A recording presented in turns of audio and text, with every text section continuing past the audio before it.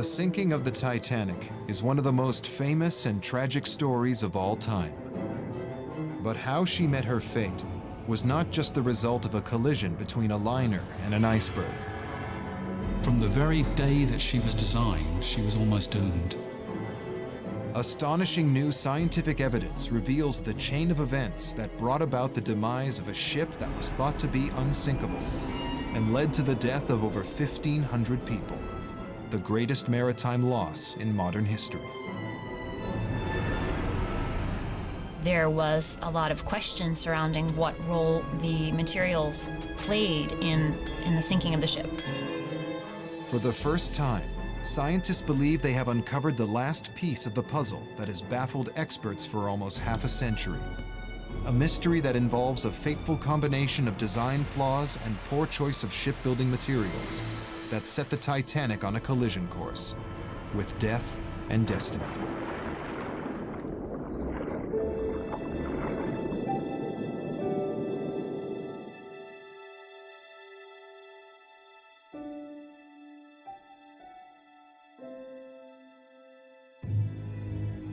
April 14th, 1912.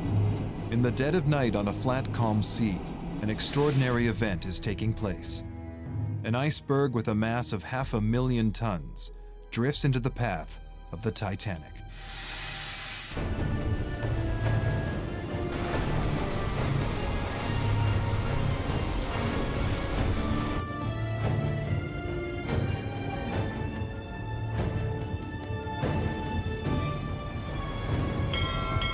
Iceberg, right ahead.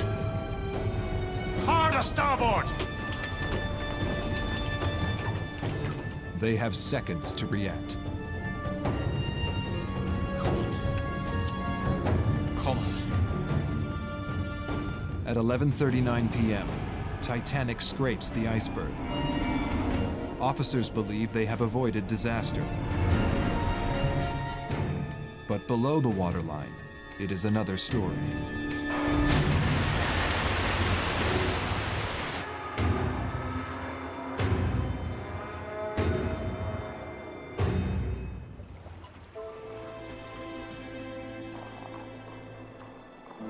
News about the number of lives lost breaks one day after the disaster. Among the dead are some of the most wealthy and influential celebrities of the day, as well as hundreds of poor immigrants dreaming of a new life in America. Grieving relatives of the victims in Britain and the US are stunned and desperate to know how the impossible could have happened. The Titanic was designed to be the most luxurious and also the safest ship ever built.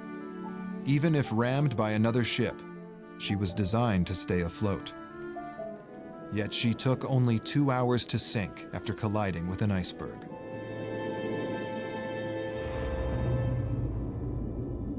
Now, almost 100 years later, some questions still remain unanswered. Who or what was responsible? And why did the mightiest ship of her time sink so quickly?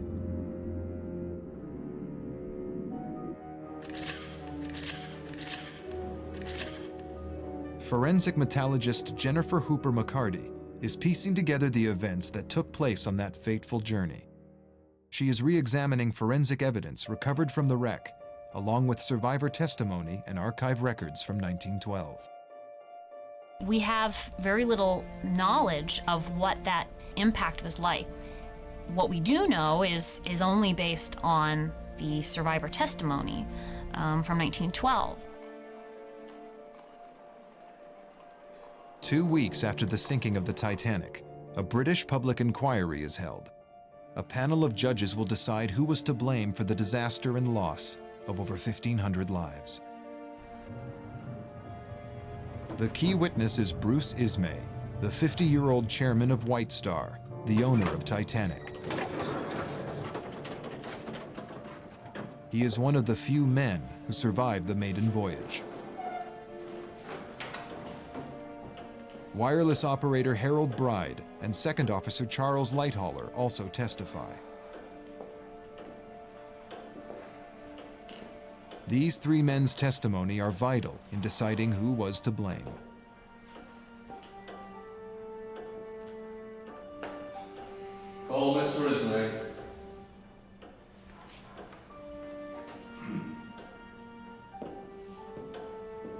I gather that you yourself gave the instructions for the building of the Titanic. Yes. And of course you considered the question of floatability of the ship in cases of accident or emergency. We did. Did you give any special consideration to the question of providing additional lifeboat accommodation? I think the position was taken that the ship was looked upon as being practically unsinkable. She was looked upon as a lifeboat herself.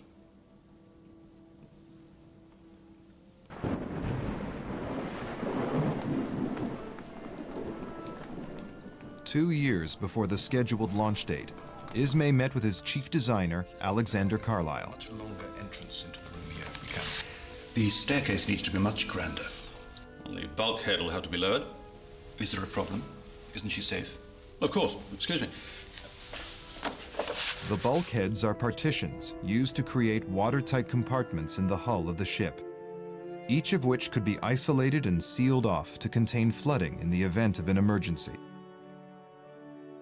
The higher the bulkheads, the safer the ship, as it would be more likely that water could be contained within any damaged compartments. Each of the 16 compartments is watertight. In the event of a leak, each compartment can be sealed up by an electric-powered door operated from the bridge. Even if 4 compartments flood, she'll stay afloat. Good. Let's lower the bulkheads then.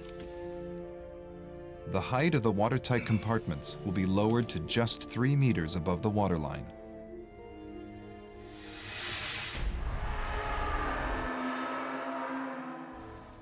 The boat deck should not be so cluttered. Cluttered? Yes, cluttered. People don't pay to look at lifeboats. Well, I thought 48 to be a reasonable amount, especially if the Board of Trade increased the requirements. Well, let's not second-guess the British Board of Trade, shall we? Let's move on to the Grand Salon. And this meeting with Mr. Ismay lasted 4 hours. Yes, we talked about the whole of the decorations of the ship. Never mind the decorations, we're talking about lifeboats. Well, the lifeboat part, I suppose, took about 5 or 10 minutes. And how many lifeboats did you think there ought to be? I thought there ought to be 3 on each set of davits. And how many would that make altogether? 48 boats. You thought there ought to be 48. Yes. Whereas in point of fact, how many were there? 16. 16.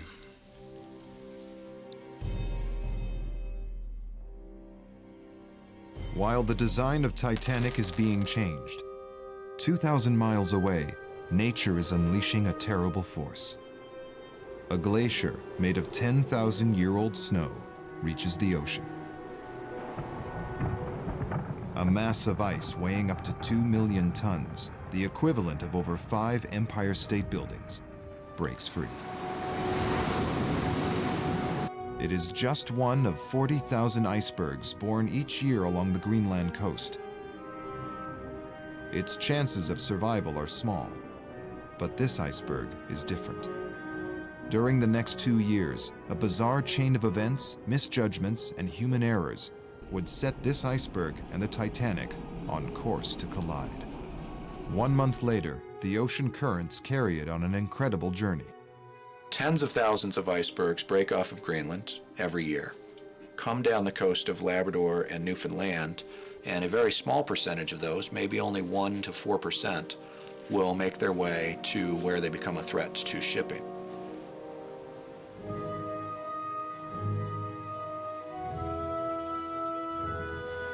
As the iceberg continues up the West Greenland coast, work begins on the Titanic. It will take 2 years to build and be the largest man-made moving object in the world. Shipbuilding is in transition. Machines are replacing men, steel replacing iron. The vast hull of the Titanic is designed to be watertight by overlapping steel plates and 3 million rivets driven in using a hydraulic machine.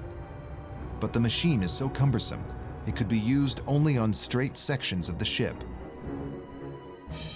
At the curved area of the bow, they had to drive rivets in manually, but steel rivets were too tough to hammer in. So instead they used wrought iron rivets, which are much more malleable. This will potentially weaken a small area of the bow section, but is a widespread practice, and nothing unusual has ever come of it.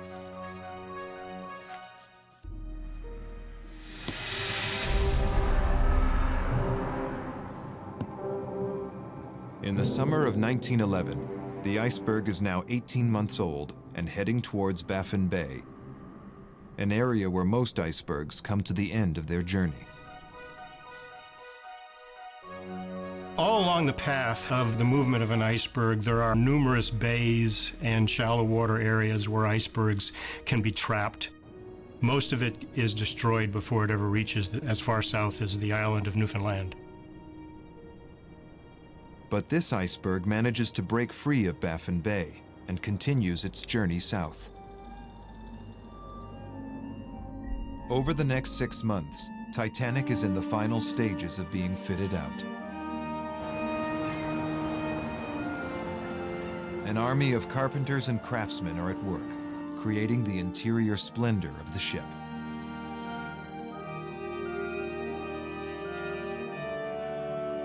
The captain chosen for the maiden voyage is Edward John Smith, the most experienced captain in the White Star Line. It is to be his last voyage before retiring. He was nicknamed the Millionaire's Captain. People like Guggenheim or even J.P. Morgan would actually change their sailings and their travel arrangements so that they could sail in a ship commanded by Captain Smith. March 1912. The Olympic, Titanic's sister ship, returns to port for emergency repairs. So the maiden voyage of the Titanic is pushed back a month. It will now be sailing in mid-April, the month when most icebergs appear in the shipping lanes in the North Atlantic.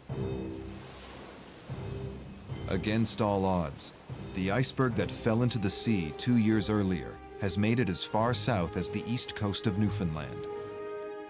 And it's still a colossus with a mass of over 500,000 tons, more than 10 times the weight of the Titanic.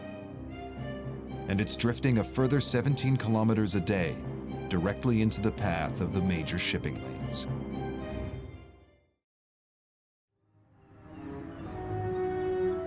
Titanic leaves Belfast for Southampton, where it picks up its first passengers. But the unexpected delay of the Titanic's maiden voyage forces Captain Smith to make a last-minute reshuffle of his crew.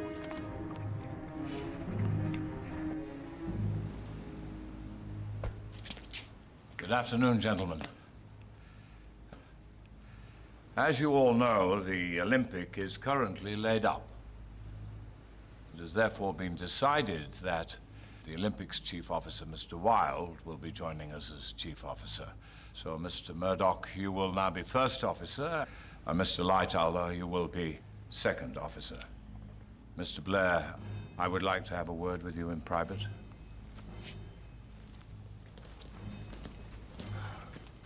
Can you believe it? The arrival of officers from the Olympic means that Murdoch and Lightoller are both demoted. Second Officer Blair is asked to leave the ship. Blair is so keen to get off the ship, he accidentally takes with him the key to his locker. It's a crucial oversight. His locker contains the binoculars for the lookouts in the crow's nest.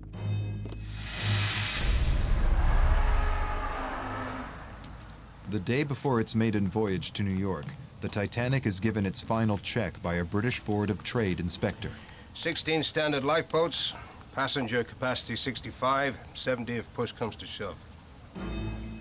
Reducing the number of lifeboats to 16 means there is now only enough space for 1,000 people, fewer than half on board. The size of ocean liners had quadrupled in the 15 years before Titanic set sail, but the Board of Trade's lifeboat regulations remain the same. The Titanic is approved. 16 lifeboats is deemed satisfactory for over 2,000 people.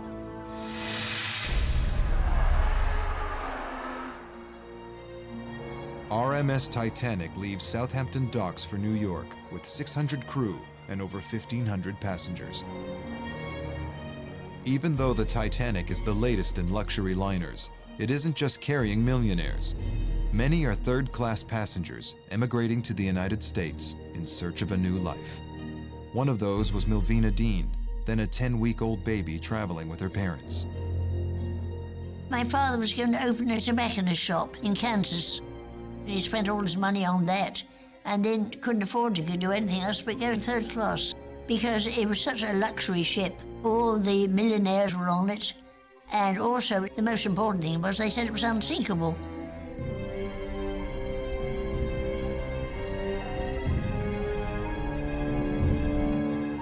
After picking up more passengers in France and Ireland, Captain Smith's plan is to cross the Atlantic in 6 days.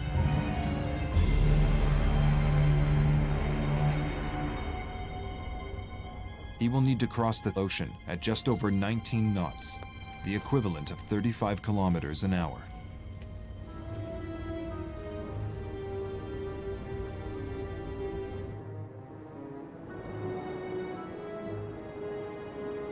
Captain Smith is well aware of the risk from springtime icebergs. To keep his ship out of harm's way, he plots a southern route across the Atlantic, away from the known ice region.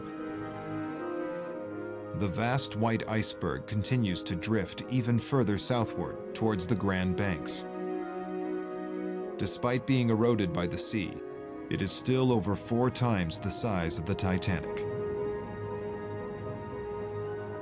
Approximately 1/8 of the mass of an iceberg is above the sea surface. The classic term, of course, is just the tip of the iceberg. Most of the mass is below the ocean surface and unseen. What's above the surface is a relatively small portion of the ice.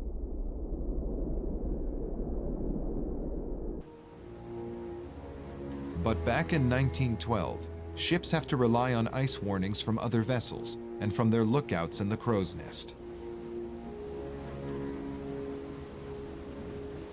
The Titanic is already over halfway across the Atlantic. Her 200-foot-tall masts support aerials that allow her state-of-the-art wireless system to communicate with other ships up to 600 kilometers away. Senior wireless operator Jack Phillips is starting to receive ice warnings from other ships that are further to the west of them. The first ice warning of the day is from the liner the Coronia. It gives the location of an area of ice and icebergs that is 1 day away from the Titanic. Jack Phillips works a shift system with his assistant, Harold Bride. You were appointed by the Marconi Company to serve as assistant wireless operator on the Titanic. Yes. Was Mr. Phillips the senior operator? Yes.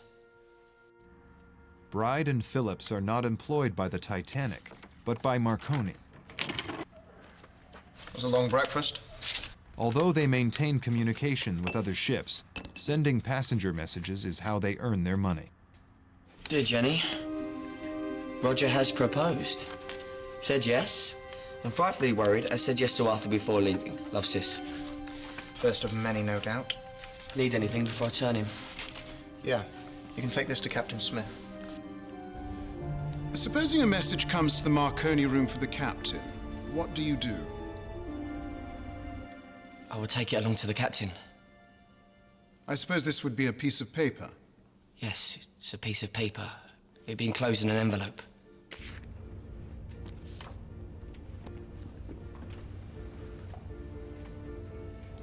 Sir, there's a lifeboat drill at 11 a.m. 11, eh? Yes, sir. Sir, it's for Captain Smith. Thank you, Mr. Bride, sir. Ice warnings are not unusual in spring, and the ice region mentioned in the Coronia message is a long way from the Titanic. I shall be at the church service, Mr. Murdoch, and then I shall be making my rounds. Yes, sir. Guess that means lifeboat drill's cancelled. The captain never gives a reason why he cancels the lifeboat drill. In the event of an emergency, the crew are unrehearsed. While the captain is reading his sermon, the iceberg is carried further south over the Grand Banks by the Labrador Current and is now less than 600 kilometers away. It will soon hit another ocean current that makes its way along the east coast of the United States. This current carries a block of warm water, the Gulf Stream. It can be as warm as 18 degrees Celsius. Icebergs in these sea conditions will deteriorate quickly with the slapping of waves. A medium iceberg might be gone in as little as 10 days. The Titanic is heading southwest towards the Gulf Stream. It should be on a course that takes it out of the path of any icebergs.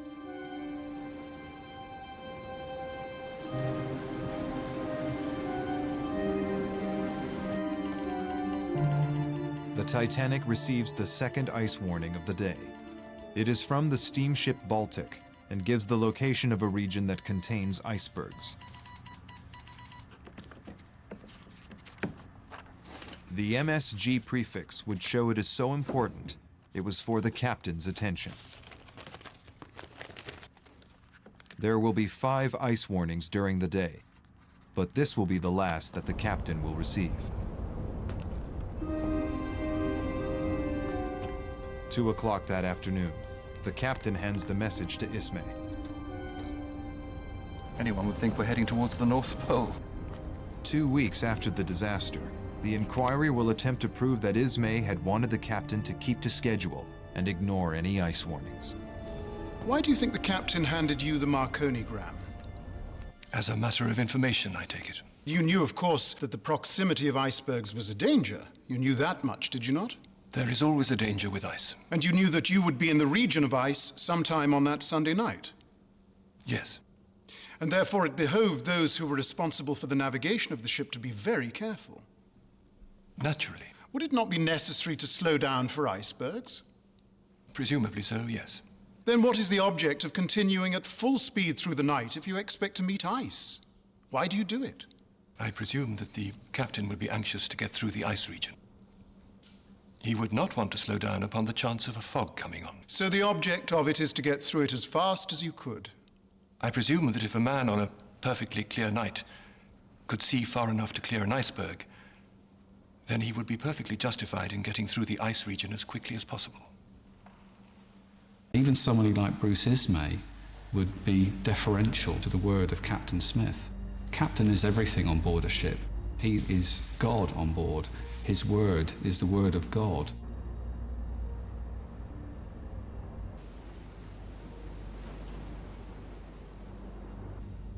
The Titanic is heading in a direction away from the iceberg, but is about to change course. At 5:30 p.m., Captain Smith had planned a change in course from a southwesterly direction to a westerly direction. But because of the earlier ice warning from the Baltic, he delays the change in direction by 20 minutes to allow the ship to travel even further south, towards a safe area of the Gulf Stream and away from the perilous ice region. South 86 west, Mr. Hitchens. Steady as she goes.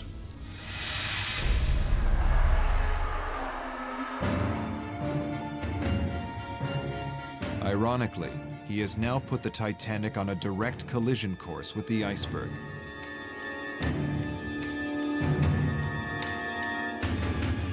It's because in 1912, a phenomenon took place that allowed icebergs to travel further south than was ever thought possible.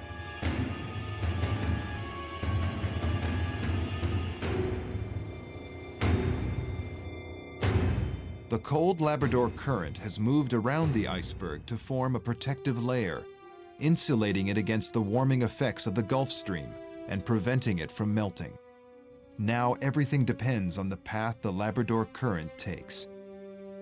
The Labrador Current goes where the Gulf Stream permits it to go. Depending upon the exact location of the Gulf Stream, the cold water can move quite far to the south of the tail of the bank. If the Gulf Stream is southward moving, you have relatively cold water pushing very far south into the North Atlantic Ocean, into the shipping lanes. In recent years, icebergs have moved as far south as the latitude of Philadelphia. As the iceberg pushes its way into the shipping lanes, it's spotted by the Californian, who fires off iceberg warnings to the Titanic.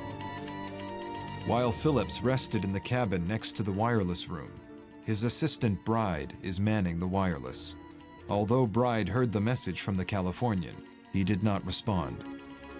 Although you knew that you were called, you had something else to do? Yes. What business was it that you were attending to at the time?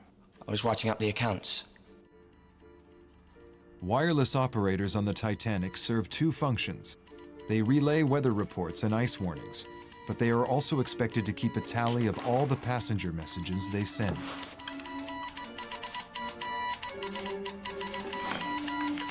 At 7:20 p.m., Bride finishes his accounts and then intercepts the message from the Californian. It warns of 3 large icebergs seen at latitude 42 north, longitude 49 west, directly in the path of the Titanic. It's for the captain. I'm going to the bridge. But Captain Smith has already left the bridge and is now dining with passengers.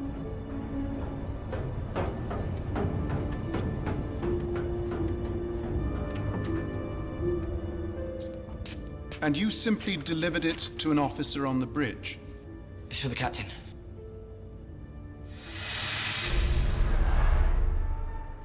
Which officer? I can't remember. None of the surviving officers recall ever seeing this vital message. To this day, nobody knows if the message was delivered. With no reason to change course, Titanic steams ahead, straight into the path of the iceberg. April 14th, 1912. The Titanic heads towards the United States with over 2,000 passengers on board. Not only was the sea flat calm, but it was also a moonless night, a rare combination of conditions that make it difficult to see icebergs in the distance.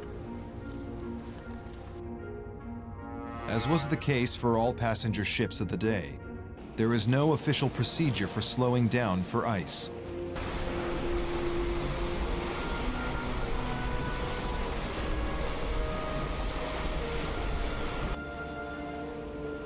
Traveling at almost full speed, the Titanic will reach the iceberg in 2 hours. But the officer's main concern is focused on small, low-lying icebergs called growlers. All icebergs are dangerous, but actually a small iceberg or a growler, which might only be the size of a small car, can be very dangerous. Granted, the risk of a ship colliding with it is probably lower, but the possibility that a ship would not see it is higher.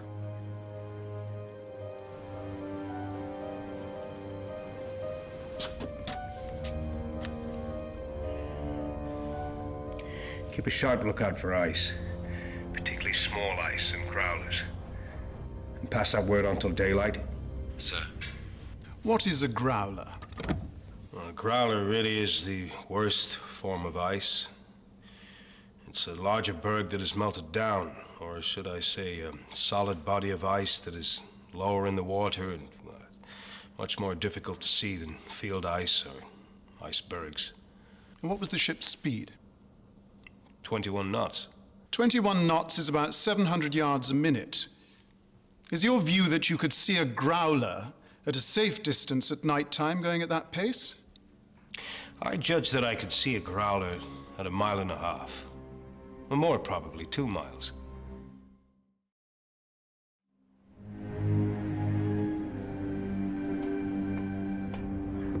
At 10 o'clock, Fleet and Lee start their watch.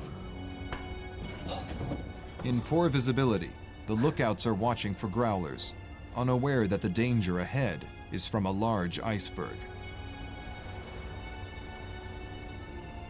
Over its 2-year journey, the iceberg has reduced in size, but it is still 30 meters high, the same height as the crow's nest.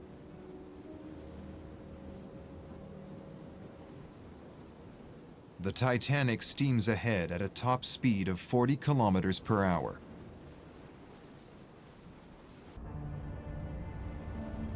Captain Smith checks the bridge before retiring for the night.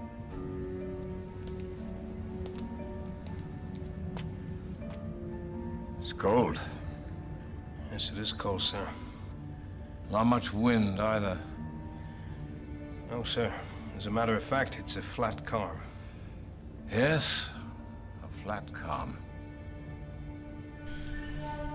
You both realized at the time that since it was a flat calm, it would be more difficult to see the ice.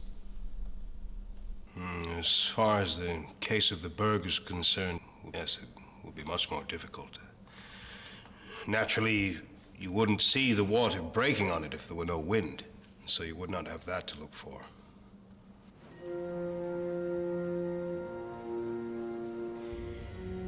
There should be a certain amount of reflected light from the iceberg, sir.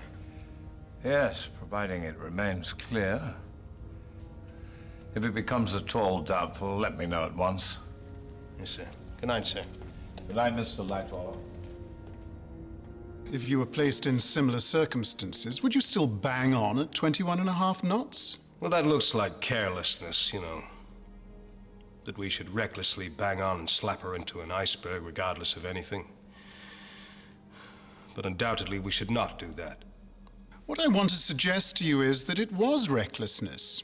In view of the abnormal conditions and in view of the knowledge you had that ice was in the immediate vicinity, to proceed at 21.5 knots.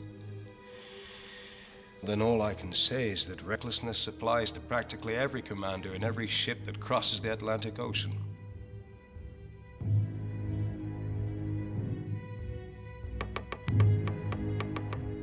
Phillips is under a tight deadline and has only a 2-hour window to send every passenger message while the Titanic is in range of the Cape Race receiver at Newfoundland. He is interrupted by the 5th and the most critical ice warning of the day. It is from another ship, the SS Mesaba, giving the precise location of an area containing icebergs that is now only 80 kilometers away from the Titanic. This would alert the captain that the Titanic is heading straight towards the iceberg. But the warning came without the critical MSG prefix. Phillips interprets the message as non-urgent and goes back to sending passenger messages.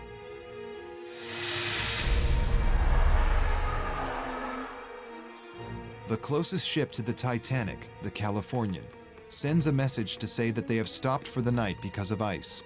But their wireless operator has not waited for Phillips to stop sending his messages and overrides it with a powerful signal. Ah! Bloody idiot.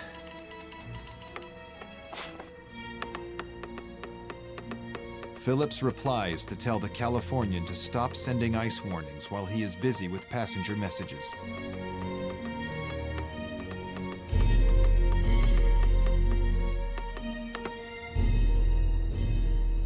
Who is it?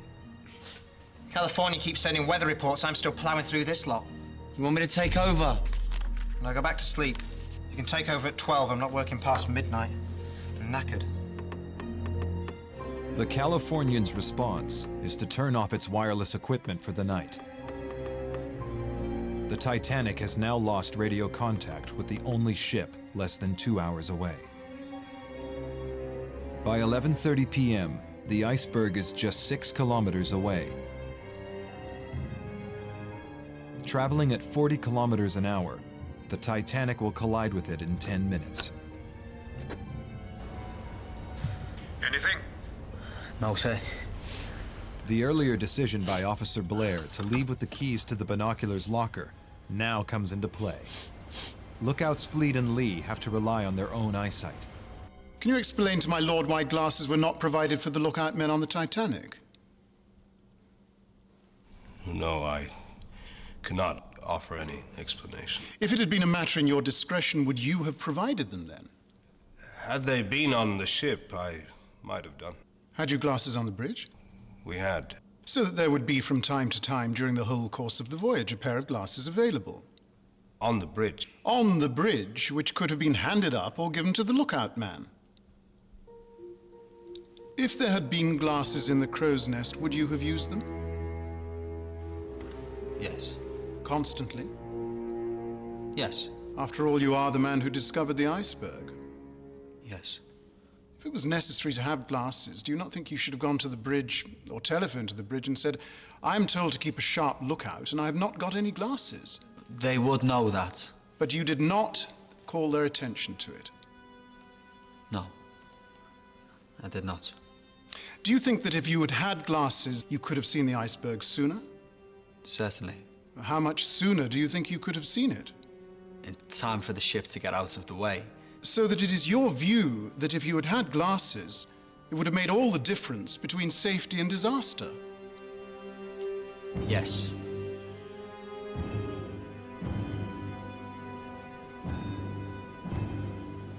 Here's a minor. Here's a major. Orion.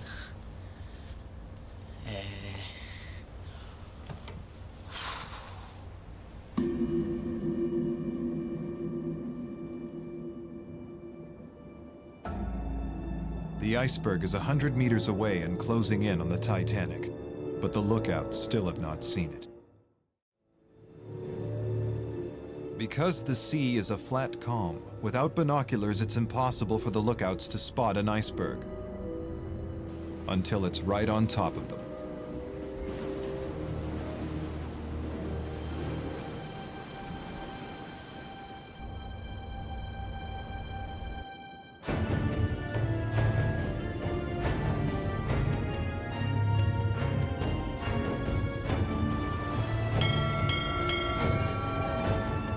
Iceberg, right ahead.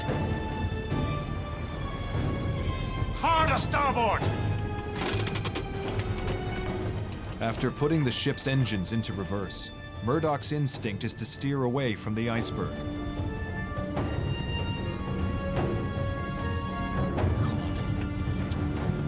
Come on.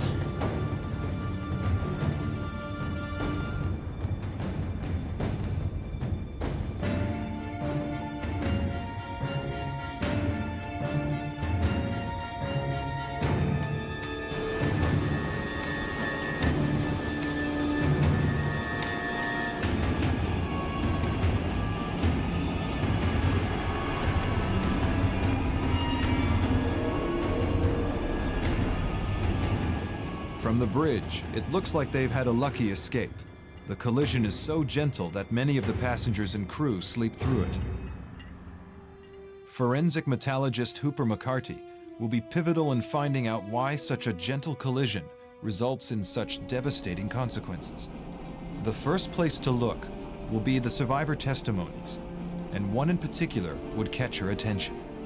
Some people barely felt it. Some explained it as sort of a glancing blow, a shudder, but not something that moved them across the ship. Fireman Barrett was one of the most important pieces of testimony. He talked about standing in boiler room number 6 and seeing water coming in. Your name is Frederick Barrett. Yes. Now just tell us what happened that you saw. In the stokehold, a red light goes on when the ship's supposed to stop.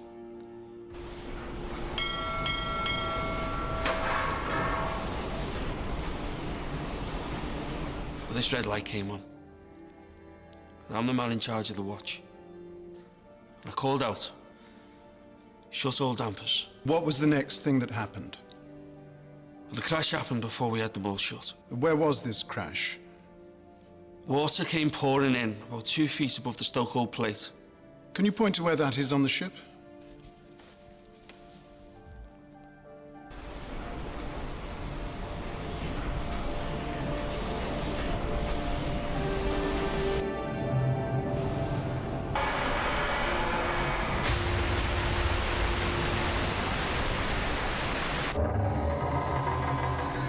The ship's side was torn from the third stokehold to the forward end. This was the clue Hooper McCarty had been looking for. Fireman Barrett's testimony suggests that the damage wasn't due to fracture mid-plate or within the hull plates. Instead, it suggests that there may be something wrong with the seams. Maybe the question was really in the rivets, the quality of the rivets.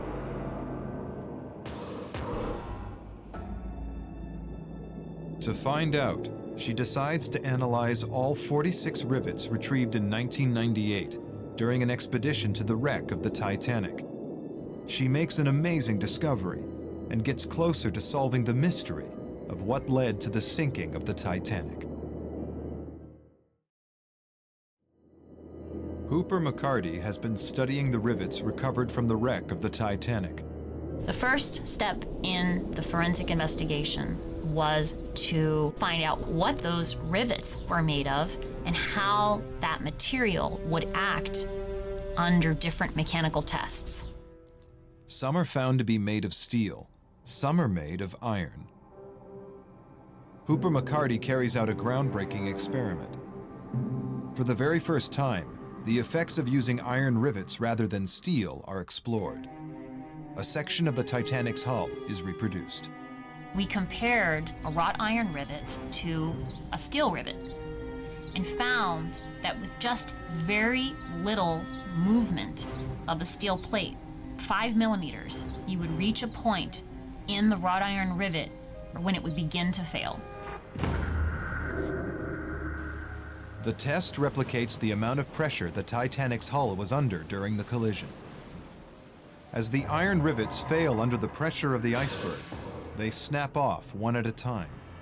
The Titanic's hull opens up like a zipper, allowing huge amounts of water to flood in.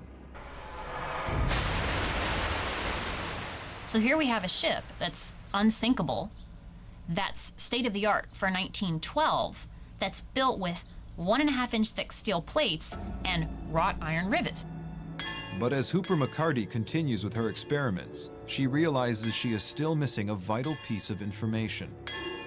Wrought iron is 30% weaker than steel, but still it should have been strong enough to hold the hull together.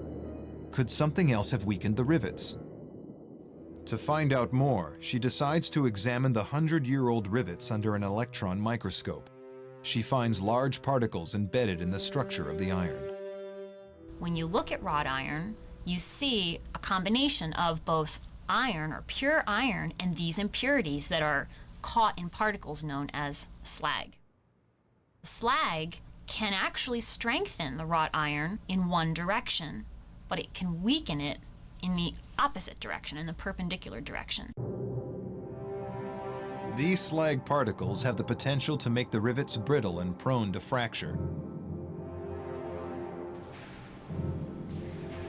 When the wrought iron rivets are hammered into place, the slag particles are at a 90-degree angle. It creates a weakness in the head of the rivets. It is a defect that might have gone completely unnoticed if the ship hadn't struck the iceberg. During the collision that night, those weak rivets couldn't withstand that force and their heads popped.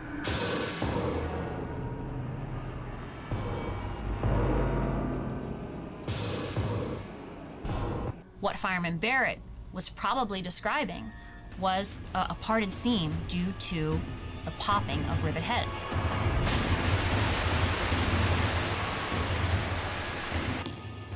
From the very day that she was designed, she was almost doomed.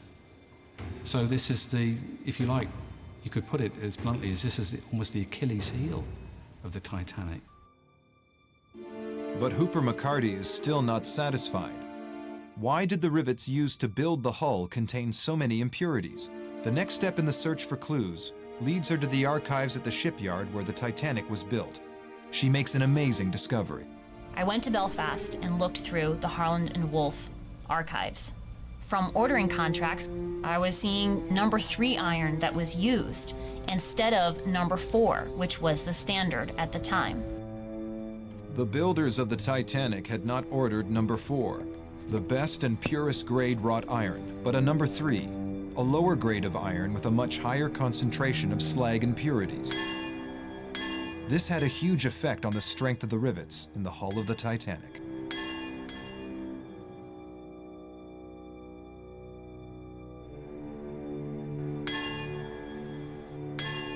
The critical issue is that with bad or poor quality wrought iron, you end up with a weakness at the head of the rivet. If you have good wrought iron, you don't have that same weakness. It will break, the rivet will fail, but it's going to last a little longer. And 1,500 people, their lives would have been saved. And then a boat could have gotten there and rescued people before the ship was doomed. What Hooper McCarty couldn't find out is who authorized the purchase of the weaker batch of iron rivets, and why. What did we hit? An iceberg, sir. I've closed the watertight doors. You rung the warning bell? Yes, sir. I sent Boxhall to look for any damage. The watertight doors are shut off as soon as the collision takes place, but with the rivets on the hull failing, water is now breaching the gaps in the sides of the ship. At midnight, one of the ship's designers who was on the maiden voyage breaks the shocking news. Is anything the matter? Have we hit something? I'm afraid so. We've struck an iceberg. How bad is it? Is she taking on water? She's sinking, Mr. Ismay. But that's impossible. In 2 hours, she'll be at the bottom of the ocean. Can't we close off the compartments? We have, trapping hundreds of men below. But it isn't working. I don't understand. She's supposed to stay afloat with 4 compartments flooding. We're flooding in 5 compartments, Mr. Ismay. I'll be in the wireless room, Mr. Murdoch. Shall I prepare the lifeboat, sir? Yes, but no need to panic the passengers. I understand, sir. The majority of the crew and all the passengers believe that the damage to the ship is minimal, unaware that the ship is letting in water at 400 tons a minute. The sheer volume of water was so much weight was drawing the bow of the vessel down. And as each compartment went below the water flowed over into the next compartment. The flooding, the mathematical principles of the vessel as each compartment flooding and foundering was set. Ismay's earlier decision to lower the bulkheads now has a dramatic effect. With higher bulkheads, the flooding in each compartment would have taken longer to fill and overflow into the next compartment. With lower bulkheads, the ship is now flooding rapidly. But the designers didn't lower the front bulkhead because they believed it to be the crucial one. They were anticipating any collision to be head-on. If this happened, the water wouldn't flood beyond the front collision bulkhead. No one imagined an iceberg would collide with the bow. It was the worst possible scenario. This part of the ship wasn't designed to take the force of an impact. I think if William Murdoch had ploughed directly into the iceberg, Titanic would have survived.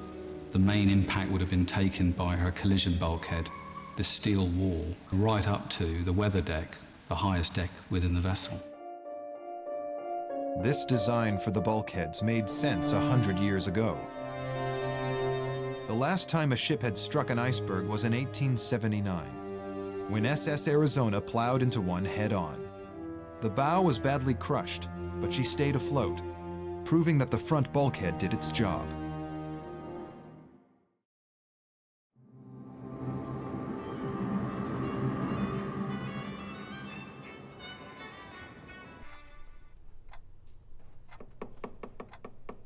At midnight, Bride is due to take over from Phillips.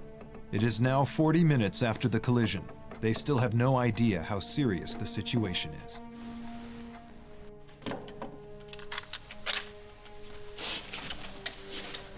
I finished the lot. Took me exactly 3 hours. Yeah, well done. Have the engines stopped? Yeah. Apparently we've struck an iceberg. Looks like we'll be heading back to Belfast. Great. That means another shed load of messages. Sorry, dearest, I shan't be coming to New York after all. How much do you make? A lot. Mr. Marconi will be pleased. Captain Smith is fast running out of options as to what to do. But he has the miracle of wireless, this new technology on board. There's more here. Do you want me to read them? Go ahead. We'll be in New York in 2 days. Send the regulation call for assistance now. What call should I send, sir? The regulation call for assistance, CQD. Come on, man, wake up. I need our position. 41, 46 north, 50, 14 west. Just get a bloody move on. Sir. It may take a few minutes. Why not send SOS? It's the new call. It's worth a try. Let me know as soon as the call comes through. Yes, sir. He was a clever boy then. Phillips can reach every ship within the wireless range of 400 miles. Their best hope is the Californian, only 32 kilometers away and near enough to save everybody. But after receiving the rude message from Phillips, their wireless will remain switched off until morning.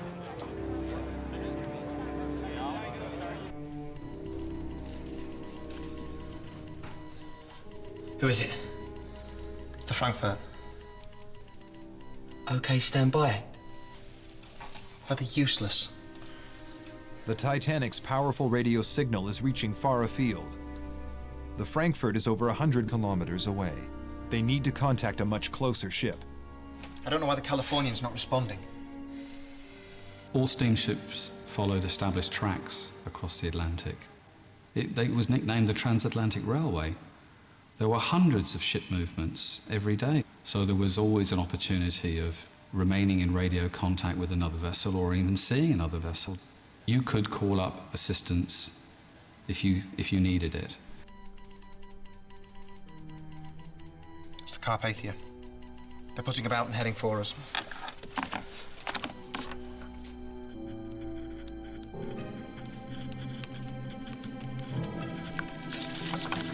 Take this to the captain.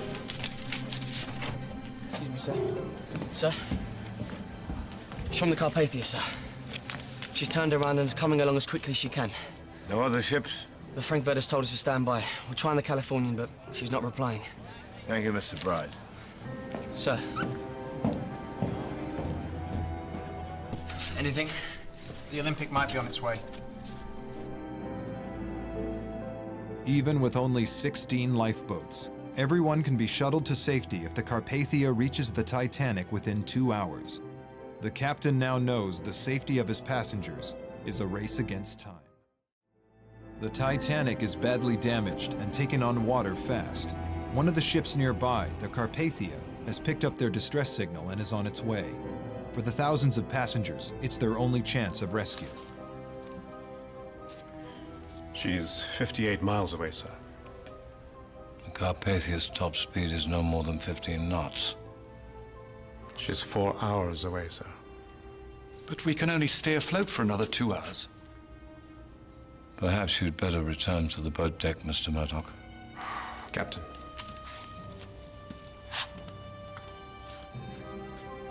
People don't pay to look at lifeboats.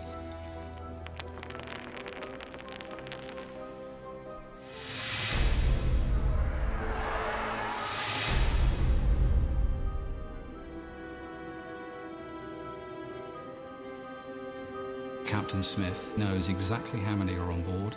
He knows exactly how many spaces he has in the lifeboats, and he knows exactly how long Titanic has to live.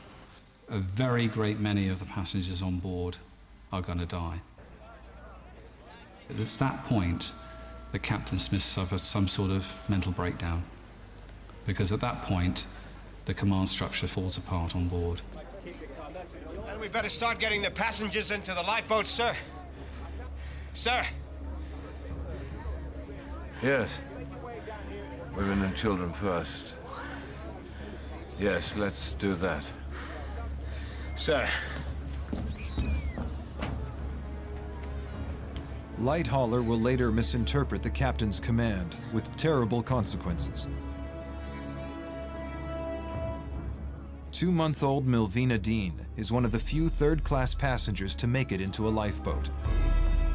Now 96, she is the last living survivor. Lots of people thought the ship was unsinkable, so they just stayed. My father was very quick on the uptake. He got us immediately up on deck. You can't just stand around here all Okay, come on. No need to panic. Just one at a time into the lifeboat. That's women and children only, sir. And then my mother said goodbye to my father, and they'd only been married about 4 years. And so she's so broken-hearted that she would never speak about it. Because I was small, they couldn't hold me and had to put me in a sack. women and children only, sir.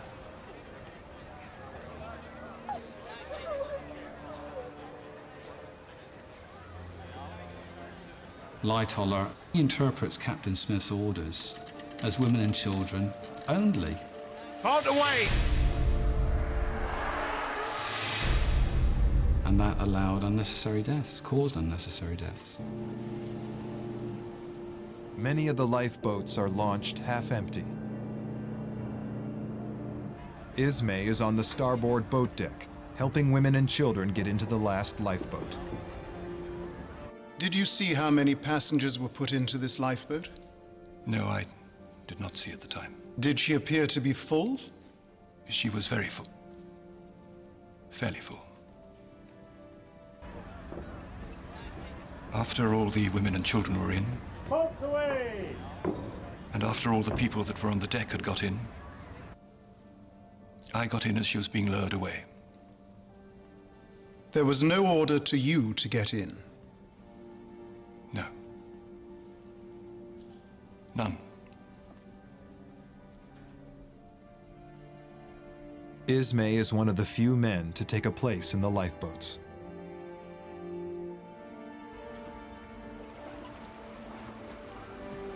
The last lifeboat leaves, with over 1,600 people left on board. The Titanic can stay afloat for only 30 more minutes. Time is rapidly running out. The Titanic is sinking. In only 30 more minutes, she will be on the ocean floor.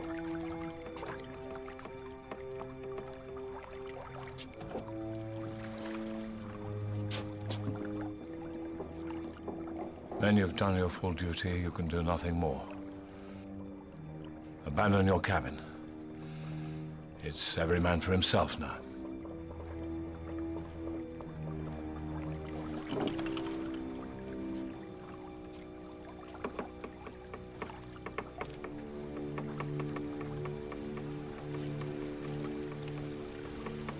The captain said we are to leave. Just a moment. While there is still electricity on board, Phillips tries to stay in communication with the Carpathia, updating her of the Titanic's situation.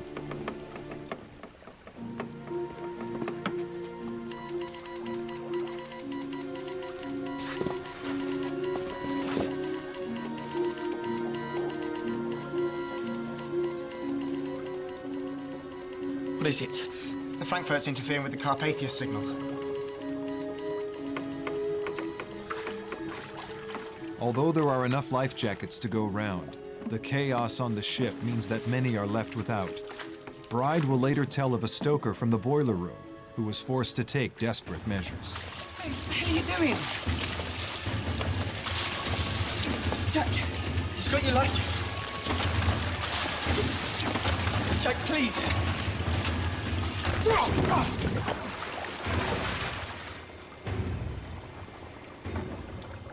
He's not moving. Let him rot.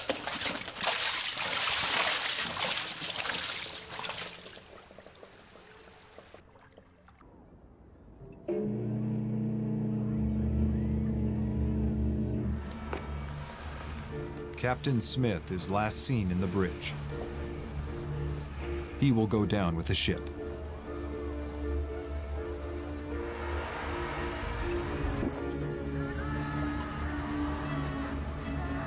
Over 2 hours after the collision with the iceberg, the Titanic sinks to the bottom of the ocean.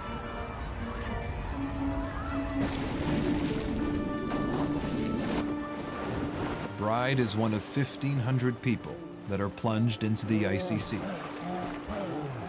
How did you come off from the boat deck? I was swept off with a collapsible boat. And was the water rising all the time? Yes. And then the water was flush with the boat deck? Yes. And swept this boat off into the sea, and you with it? Yes. The last I saw of Phillips, he was standing on the deck house. So then you found yourself in the water. What happened next? I swam away from the Titanic.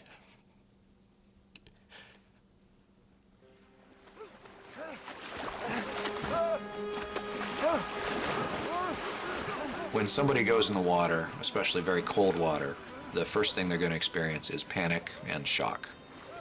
As soon as you're subjected to water temperatures that are freezing or near freezing, as they undoubtedly were that night, disorientation and exhaustion and unconsciousness are likely within the first 15 minutes, and survival is only likely for 15 to 45 minutes.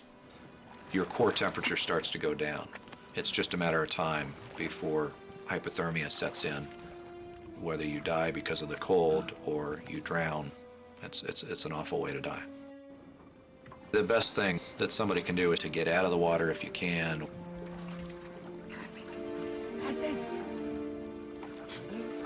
Both Bride and Lighthauler managed to stay out of the water by clinging onto an upturned lifeboat.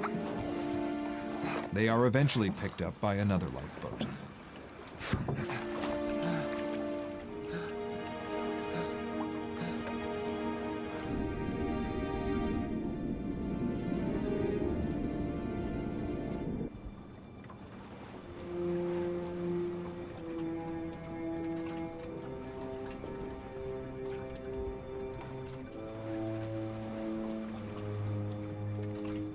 Two hours after the Titanic sinks, the Carpathia arrives in the early morning light to rescue passengers.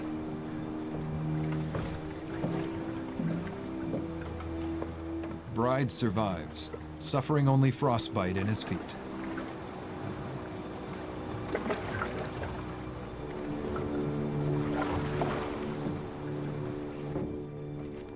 But the Carpathia arrives too late for his friend and colleague Phillips, who dies in the sea.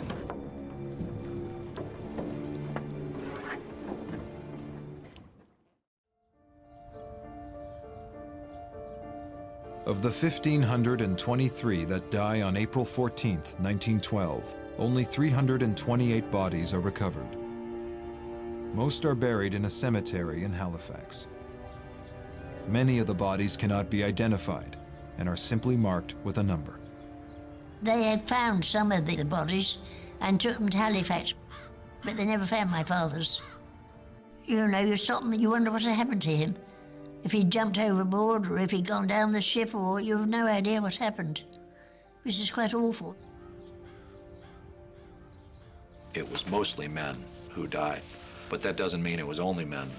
That was part of the tragedy, that there were women and children in the water and not in the lifeboats was a part of that tragedy. There were quite a few children and women who did not make it into the lifeboats.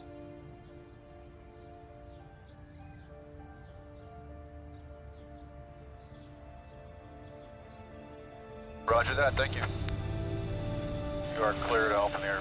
To make sure this never happens again, the International Ice Patrol is set up after the Titanic tragedy. One of the things we do every year is deploy wreaths as close to the position that the Titanic sank as possible. It is with the great respect and reverence that we commemorate the anniversary of the sinking of the RMS Titanic here in the North Atlantic 96 years ago, and we remember the importance of our mission. We remember the over 1,500 souls who perished on that fateful day, April 15th, 1912. Drop. Roger that, thank you. The fact that over 1,500 people lost their lives is an awful thing, is an unspeakable thing that we don't ever want to happen again.